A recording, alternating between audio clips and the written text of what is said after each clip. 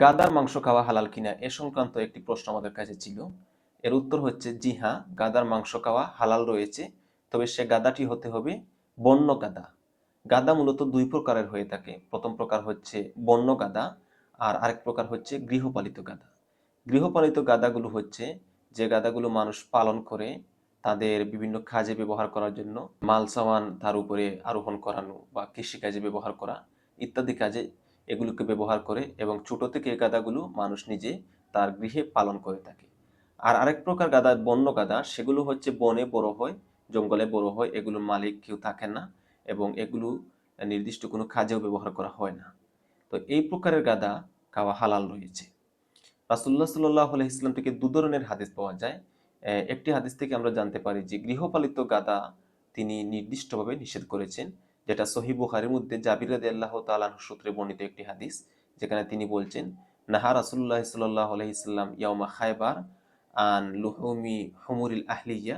রাসূলুল্লাহ সাল্লাল্লাহু আলাইহি ওয়াসাল্লাম খায়বারের দিনে গৃহপালিত গাদার গোশত খেতে নিষেধ করেছেন। আর বন্য গাদা যে আমরা হালাল বলেছি, এর পক্ষেও একটি হাদিস রয়েছে সহিহ বুখারী এবং সহিহ মুসলিমের মধ্যে, যেখানে কাতাদা রাদিয়াল্লাহু তাআলা আনহু বর্ণনা করছেন যে আন্নাহু সাদা হিমারান ওয়াহশিয়ান ওয়া আতা বিকিতাতি মিনহু লিন-নবী সাল্লাল্লাহু আলাইহি সাল্লাম। তিনি একটি জংলি গাদা শিকার করলেন এবং তার একটি অংশ রাসূলুল্লাহ সাল্লাল্লাহু আলাইহি সাল্লামের কাছে নিয়ে আসলেন। ফাআকালা মিনহু, তখন রাসূলুল্লাহ সাল্লাল্লাহু আলাইহি সাল্লাম সেখান থেকে ভক্ষণ করলেন। ওয়াকালা লিআসহাবিহি হুয়া হালালুন ফাকুলুহু, এবং তিনি তার সাহাবায়ে কেরামকে বললেন যে এটি হালাল, এখান থেকে তোমরা ভক্ষণ করো।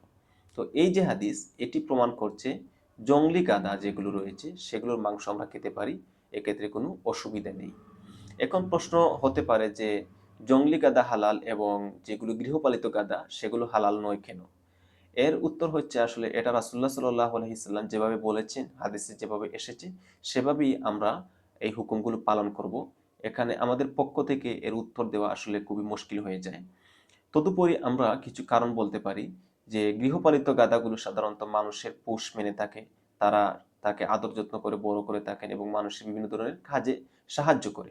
কিন্তু বন্য গাদাগুলো এর ব্যতিক্রম।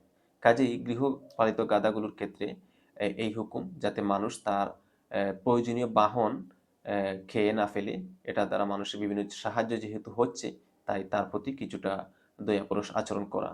আর যেগুলো বন্য গাদা, সেগুলো যেহেতু আমাদের কোনো কাজে আসছে না, তাই সেগুলো আহ, খেয়ে তা থেকে আমরা উপকার ভোগ করব। এই একটি কারণ হতে পারে। তাছাড়া প্রকৃত কারণ আমরা কেউ বলতে পারবো না। এটা আল্লাহ সুবহানাহু ওয়া তাআলা তার রাসূলুল্লাহ সাল্লাল্লাহু আলাইহি সাল্লামকে যেভাবে নির্দেশ দিয়েছেন বা যেভাবে তার প্রতি ওহী করেছেন, সেটাই হচ্ছে শিরোধার্য।